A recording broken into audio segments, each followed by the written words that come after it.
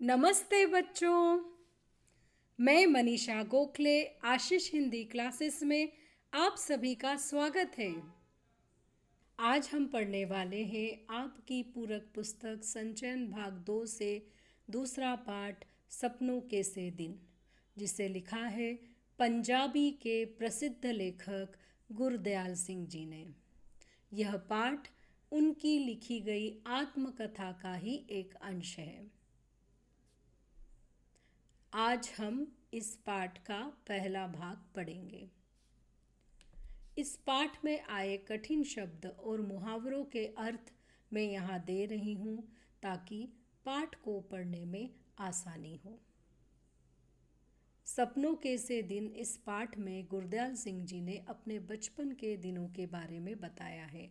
उनके स्कूली दिनों के बारे में, अध्यापक के व्यवहार के बारे में, उनके आसपास की परिस्थितियों के बारे में और पढ़ाई में होने वाली कठिनाइयों का वर्णन उन्होंने इस पाठ में किया है।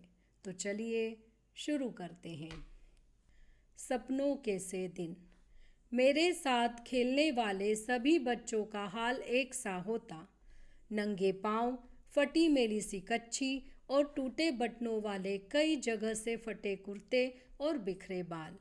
जब लकड़ी के ढेर पर चढ़कर खेलते, नीचे को भागते तो गिरकर कई तो जाने कहाँ कहाँ चोट खा लेते और पहले से ही फटे पुराने कुर्ते तार तार हो जाते। तो यहाँ पर राइटर बता रहा है कि उसके साथ जो बच्चे खेलने आते थे वो सब एक जैसे रहते थे।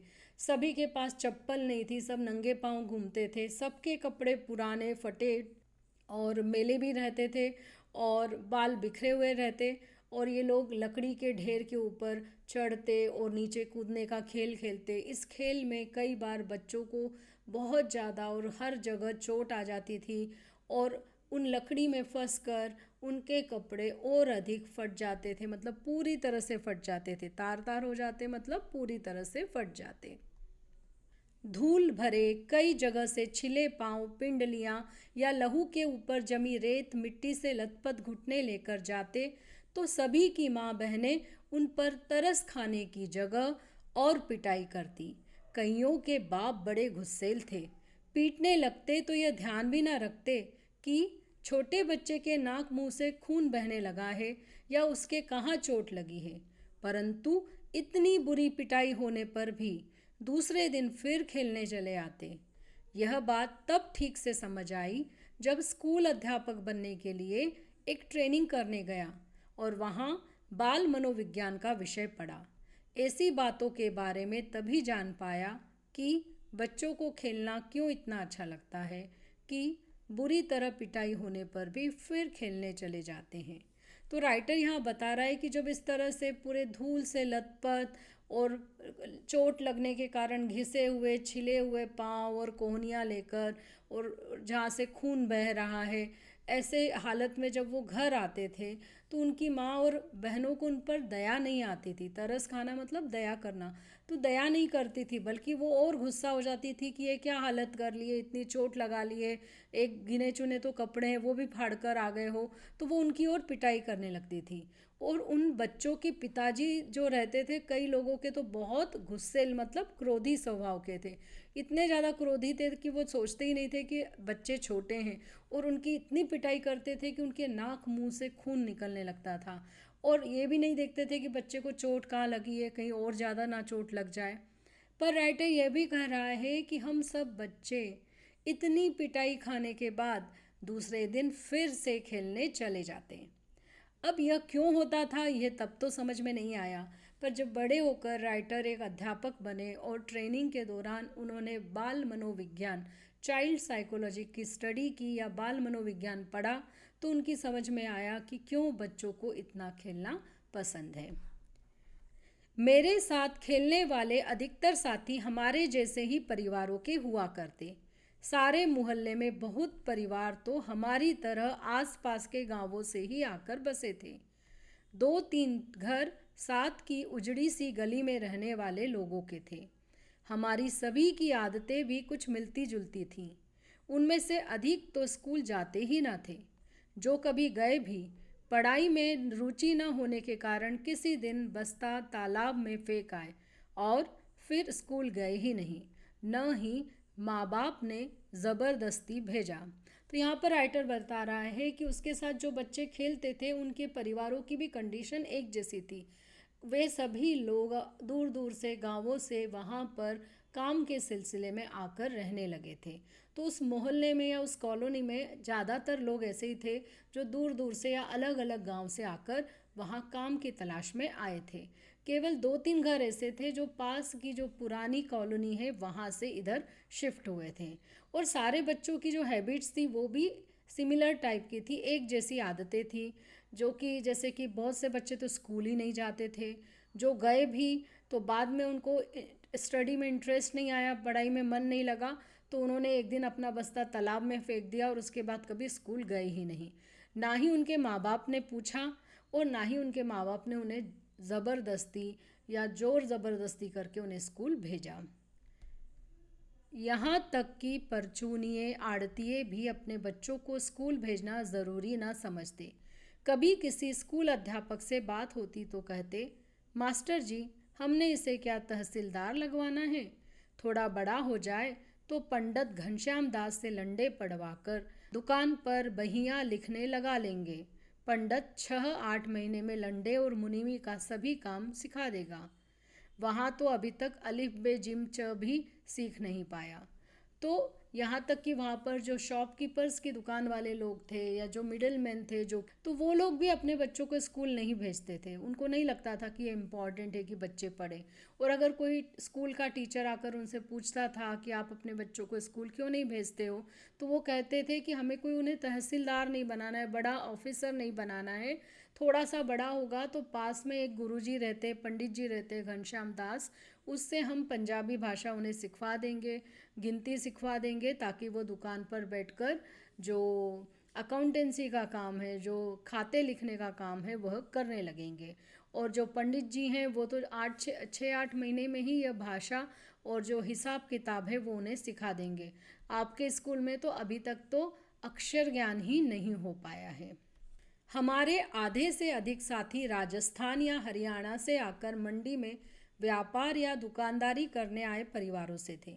जब बहुत छोटे थे तो उनकी बोली कम समझ पाते, उनके कुछ शब्द सुनकर हमें हंसी आने लगती, परंतु खेलते तो सभी एक दूसरे की बात खूब अच्छी तरह समझ लेते। तो राइटर ये बता रहा है कि जब छोटे थे तब हमारे आपसी व्यवहार में या खेलने कूदने में कभी भी भाषा आड़े नहीं आई। राइटर के बहुत सारे फ्रेंड्स राजस्थान और हरियाणा से आकर बसे हुए परिवार के बच्चे थे, जो कि वहाँ पर व्यापार करने या दुकानदारी करने मंडी के पास आकर रहने लगे थे। तो उन बच्चों को राजस्थानी और हरियाणवी आती थी, उन्हें पंजाबी भाषा नहीं आती थी और उनकी भाषा राइटर और उनके दोस्तों को नहीं समझ में आती थी। कुछ शब्दों पे तो वो लोग हंस भी लेते थे, पर खेलते समय वो लोग एक दूसरे की बातों को बड़ी अच्छी तरह से समझ जाते थे, एक दूसरे के इशारे को सही ढंग से समझ लेते थे। पता भी नहीं चला कि लोकोक्ति के अनुसार एह खेड़न दे दिन चार कैसे कब बीत गए। तो यहाँ पर राइटर एक पुरानी पंजाबी लोकोक्ति जो है एक कि खेलने के दिन तो 2-4 ही रहते हैं, उसको याद करके कह रहा है कि कब बचपन निकल गया, कब हम बड़े हो गए, पता ही नहीं चला। हम में से कोई भी ऐसा ना था जो स्कूल के कमरे में बैठकर पढ़ने को कैद ना समझता हो। कुछ अपने माँ बाप के साथ जैसा भी था काम कराने लगे। तो सभी बच्चों को स्कूल में रहना एक प्रिजन में रहना, एक जेल में रहने जैसा लगता था। इसलिए बहुत से बच्चों ने तो पढ़ाई छोड़कर बचपन में ही अपने माता पिता के कामों में हाथ बटाना या उनके जैसा काम करना शुरू कर दिया था, ताकि फिर माता पिता पीछे ना पड़े कि स्कूल जाओ, पढ़ाई करो। बचपन में घास अधिक हरी और फूलों की सुगंध अधिक मनमोहक लगती है। यह शब्द शायद शती पहले किसी पुस्तक में पढ़े थे, परंतु आज तक याद हैं। याद रहने का कारण यही है कि यह वाक्य बचपन की भावनाओं सोच समझ के अनुकूल होगा, परंतु स्कूल के अंदर जाने से रास्ते के दोनों ओर जो अलियार के बड़े ढंग से कटे छटे झाड़ उगे थे, जिन्हें हम डंडियाँ कहा करते, उनके नीम के पत्तों जैसे पत्तों की महक आज तक भी आंख मूंदकर महसूस कर सकता हूँ। उन दिनों स्कूल की छोटी क्यारियों में फूल भी कई तरह के उगाए जाते थे, जिनमें गुलाब, गेंदा और मोतिया की दूध सी सफ़ेद कलियां भी हुआ करती। ये कलियां इतनी सुंदर और खुशबूदार होती थी कि हम चंदू चपड़ासी से आंख बचाकर कभी कभार एक दो तोड़ लिया करते। उनकी बहुत तेज सुगंध आज भी महसूस कर पाता हूँ, परंतु यह याद नहीं कि उन्हें तोड़कर कुछ देर सूंघकर फिर क्या किया करते। शायद जेब में डाल लेते, माँ उसे धोने के समय निकालकर बाहर फेंक देती, या हम ही स्कूल से बाहर आते उन्हें बकरी के मेमनों की भांति चर जाया करते। यहाँ पर राइटर अपने बचपन में स्कूल के आसपास की हरियाली, वहाँ की सुंदरता, वहाँ के पेड़ पौधों के बारे में बता रहा है कि बचपन में हरियाली ज़्यादा अच्छी लगती है और फूलों की सुगंध और भी प्यारी लगती है। यह भले ही उन्होंने बहुत पहले पुस्तक में पढ़ी हुई बात होगी, पर उन्हें लगता है कि सच में बचपन में ये सारी चीज़ें बहुत अच्छी लगती थी। उन्हें आज भी अपने स्कूल के रास्ते में दोनों ओर लगे हुए अलियार के पेड़, झाड़ियाँ जो हैं वो याद आती हैं, जिनके पत्तों की महक वो आज भी महसूस कर सकते हैं। इवन उनके स्कूल में जो क्यारियाँ थी, जो फ्लावर बेड्स थे, उसमें तरह तरह के फ्लावर्स लगे हुए थे, जैसे गुलाब, गेंदा, मोतिया। कई बार तो बच्चे चपरासी से बचकर, जो प्यून था उसकी आंख से बचकर, मतलब चुपचाप वहाँ से कुछ कलियाँ तोड़ लेते थे। लेखक को उस कलियों की गंध बहुत अच्छी लगती थी। अब उसे याद नहीं आ रहा कि तोड़ने के बाद वो क्या करते थे। कई बार जेब में रख लेते थे और कई बार जानवरों की तरह उन कलियों को खा भी जाते थे। जब अगली श्रेणी में दाखिल होते तो एक और तो कुछ बड़े सयाने होने के एहसास से उत्साहित भी होते, परंतु दूसरी ओर नई पुरानी कॉपियों, किताबों से जाने कैसी बास आती कि उन्हीं मास्टरों के डर से कांपने लगते जो पिछली श्रेणी में पढ़ा चुके होते। तो राइटर यह बता रहा है कि जब वो नेक्स्ट क्लास में, श्रेणी मतलब क्लास में या दर्जे में जाते, कक्षा में जाते, मतलब पास होकर अगली क्लास में जाते, तो एक तरफ तो उन्हें बड़ा अच्छा लगता कि हम बड़े हो गए हैं, समझदार हो गए हैं, और बहुत एक्साइटमेंट भी रहता। पर दूसरी ही तरफ जब वो कॉपी किताबों की सुगंध लेते तो पता नहीं क्यों उन्हें उन मास्टरों की याद आती, उन टीचरों की याद आती, और वो डर जाते और उन्हें लगता कि अब फिर से वही टीचर हमें पढ़ाएंगे, और इस डर में वो कांपने लगते और उन्हें स्कूल जाना अच्छा नहीं लगता। तब स्कूल में शुरू साल में 1-1.5 महीना पढ़ाई हुआ करती, फिर 1.5-2 महीने की छुट्टियां शुरू हो जाया करती। अब तक जो बात अच्छी तरह याद है वह छुट्टियों के पहले और आखिरी दिनों का फ़र्क था। पहले 2-3 सप्ताह तो खूब खेलकूद हुआ करती। हर साल ही माँ के साथ ननिहाल चले जाते। वहाँ नानी खूब दूध, दही, मक्खन खिलाती, बहुत प्यार करती। छोटा सा पिछड़ा गांव था, परंतु तालाब हमारी मंडी के तालाब जितना ही बड़ा था। दोपहर तक तो उस तालाब में नहाते, फिर नानी से जो जी में आता मांगकर खाने लगते। नानी हमारे बोलने के ढंग या कम खाने के कारण बहुत खुश होती, अपने पोतों को हमारी तरह बोलने और खाने पीने को कहती। तो राइटर बता रहा है कि स्कूल में हर साल 1.5 मंथ स्टडीज़ होने के बाद में 1.5 और 2 मंथ्स की, मतलब 1.5 से 2 महीने की छुट्टियां या समर हॉलीडेज़ लग जाते थे। तब राइटर को ये याद आ रहा है कि छुट्टियों के स्टार्टिंग का टाइम और छुट्टियों के एंड के टाइम में कितना बड़ा फ़र्क होता था। जब छुट्टियां लग जाती थी तो इतने ज़्यादा एक्साइटेड रहते थे, दिन भर खेलते रहते थे, और जैसे आप सभी लोग अपने नाना नानी के घर जाते हैं, वैसे राइटर भी मोस्ट ऑफ द टाइम अपनी नानी के घर जाता था, जो कि एक छोटा सा गांव था। वहाँ के तालाब में वो नहाता, मस्ती करता। नानी उन्हें उनका मनपसंद खाना बनाकर खिलाती।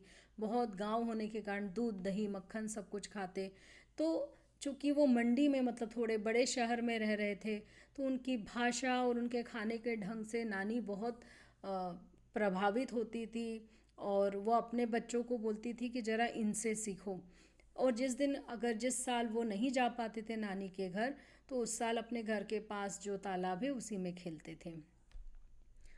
जिस साल ननिहाल न जा पाते उस साल भी अपने घर से थोड़ा बाहर तालाब पर चले जाते, कपड़े उतार पानी में कूद जाते और कुछ समय बाद भागते हुए रेतीले टीले पर जाकर रेत के ऊपर लेटने लगते।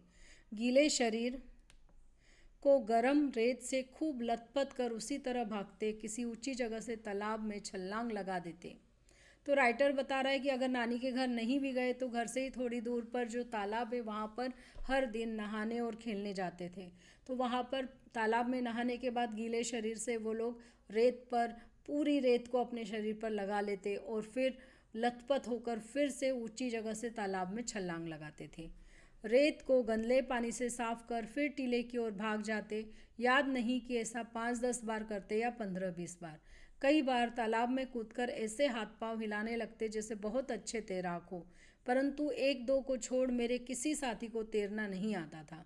कुछ हाथ पांव हिलाते हुए गहरे पानी में चले जाते तो दूसरे उन्हें बाहर आने के लिए किसी भैंस के सींग या दुम पकड़कर बाहर आने की सलाह देते।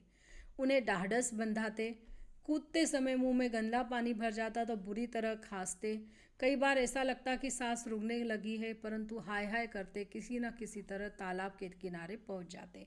तो राइटर यह बता रहा है कि तालाब के अंदर कूदने के बाद वो ऐसे हाथ हिलाता था जैसे कि बहुत अच्छा तैराक हो, लेकिन उसके फ्रेंड्स में केवल एक दो को छोड़कर बाकी किसी को भी तैरना नहीं आता था। फिर भी वो लोग उस तालाब में कूद जाते थे क्योंकि वो उतना गहरा नहीं था।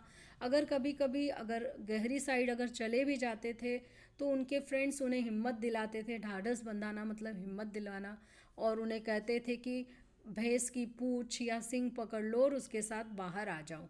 और कई बार कूदते समय मुंह में उस तालाब का गंदा पानी भी चला जाता था तो खांसने लगते थे। तो इस तरह से वो लोग तालाब में बहुत मस्ती करते थे, और अगर तालाब में डूबने जैसा हो भी जाए तो भी वो किसी तरह से तालाब के किनारे आ ही जाते थे। फिर छुट्टियां बीतने लगती तो दिन गिनने लगते।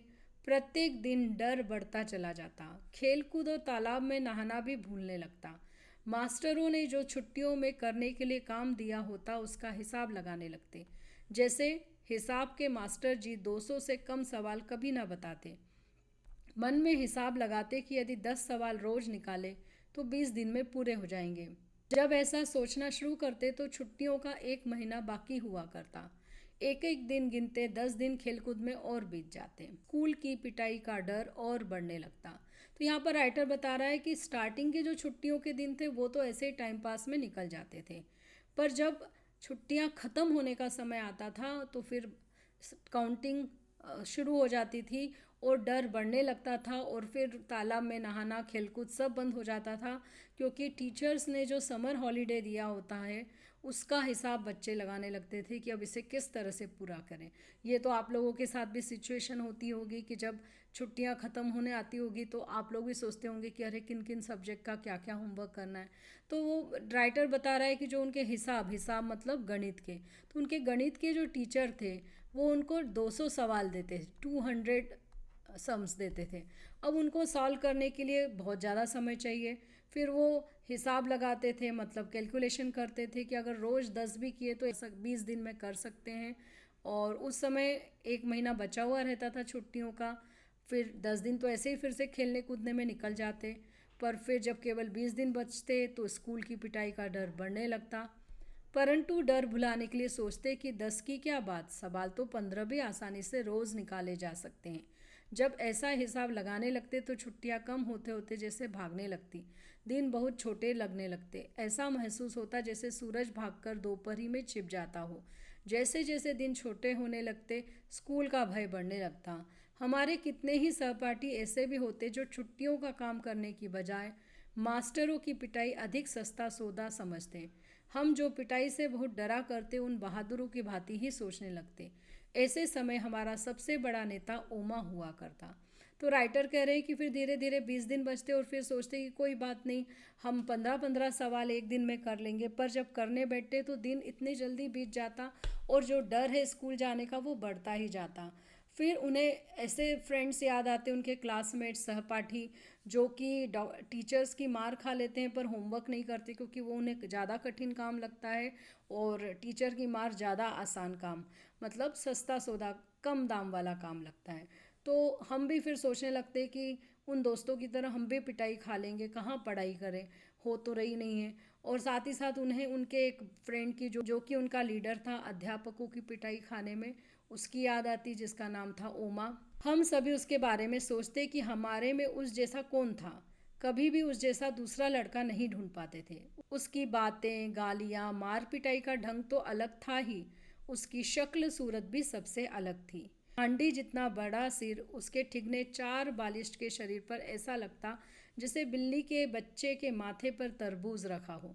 तो राइटर अब अपने उस फ्रेंड का जो कैरेक्टर है उसके नेचर के बारे में और उसकी पर्सनालिटी के बारे में बता रहा है कि वो हमेशा गालियाँ देता था, मारपीट करता था, उसका चलने का बोलने का ढंग बहुत अलग था और दिखने में भी वो बहुत ही अलग था। वो बहुत ठिगना था, 4 बालिश मतलब 4 हाथों इतना उसका शरीर था, जिस पर कि बहुत बड़ा सिर था। ऐसा लगता था जैसे तरबूज रखा हो बिल्ली के बच्चे के माथे पर। और इतने बड़े शरीर में जो आंखें थी वो नारियल की सी आंखें वाला था, बंदरिया के बच्चे जैसा उसका चेहरा। लड़ाई वह हाथ पांव नहीं सिर से किया करता, जब सांड की भांति फुंकारता, सिर झुकाकर किसी के पेट या छाती में मार देता तो उससे दुगने तिगुने शरीर वाले लड़के भी पीड़ा से चिल्लाने लगते। हमें डर लगता कि किसी की छाती की पसली ही ना तोड़ डाले। उसके सिर की टक्कर का नाम हमने रेल बम्बा रखा हुआ था। रेल के इंजन की भांति बड़ा और भयंकर ही तो था। तो बच्चों ने वो है ना, हाथ पैर से नहीं लड़ता था, वो अपने सर से लड़ता था। वो अपने भारी भरकम सर को किसी के पेट में या छाती में मार देता था पूरे ताकत के साथ, जैसे कि एक सांड लड़ता है वैसे। और कोई ताकतवर बच्चा हो तो वो भी दर्द से कराहने लगता था, इतना बुरी तरह से वो मारता था।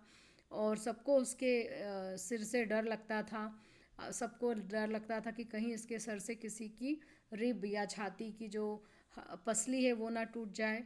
और इसीलिए बच्चों ने उसके सिर को नाम दिया था रेल बम्बा, उसकी जो टक्कर थी उसे, क्योंकि वो काले इंजन की भांति ही बड़ा भी था और भयानक भी था। हमारा स्कूल बहुत छोटा था, केवल छोटे छोटे 9 कमरे थे जो अंग्रेजी के अक्षर एच की भांति बने थे। दाईं ओर पहला कमरा हेडमास्टर श्री मदन मोहन शर्मा जी का था, जिसके दरवाजे के आगे हमेशा चिक लटकी रहती। स्कूल की प्रेयर प्रार्थना के समय वह बाहर आते और सीधी कतारों में कद के अनुसार खड़े लड़कों को देख उनका गोरा चेहरा खिल उठता। तो अब राइटर अपने स्कूल के बारे में बता रहा है कि उसके स्कूल में टोटल 9 रूम्स थे, 9 कमरे थे जो एच के शेप में थे। और जो राइट साइड का जो पहला कमरा था वो उनके प्रिंसिपल सर मदन मोहन शर्मा जी का था, जिसके आगे बांस की तीलियों से बना पर्दा लगा हुआ रहता था। और जब प्रेयर का समय होता था तो वो बाहर आते थे और देखते थे कि बच्चे सब लाइन में हाइट वाइज खड़े हुए हैं, तो उनका जो गोरा चेहरा था वो खिल उठता था, मतलब वो बहुत खुश हो जाते थे। सारे अध्यापक लड़कों की तरह ही कतार बांधकर उनके पीछे खड़े होते।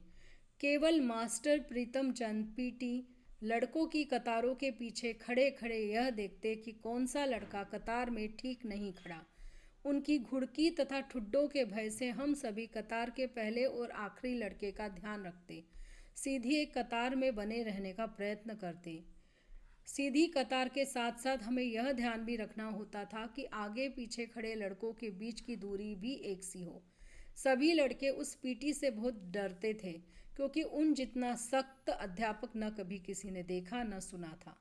यदि कोई लड़का अपना सिर भी इधर उधर हिला लेता या पाँव से दूसरी पिंडली खुजलाने लगता तो वह उसकी ओर बाघ की तरह झपट पड़ते और खाल खींचने के मुहावरे को प्रत्यक्ष करके दिखा देते।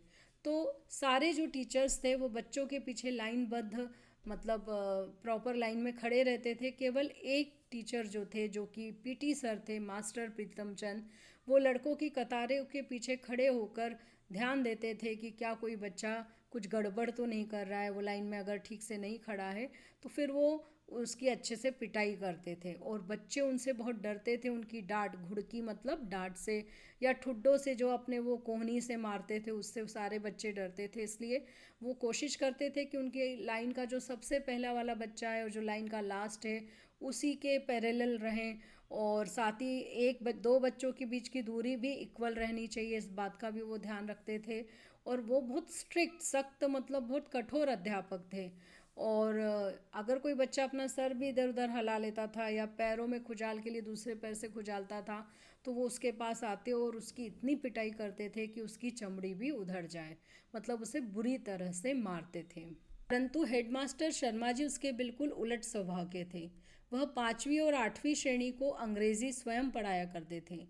हमारे में से किसी को भी याद न था कि 5वीं श्रेणी में कभी भी उन्हें किसी गलती के कारण किसी की चमड़ी उधेड़ते देखा या सुना हो।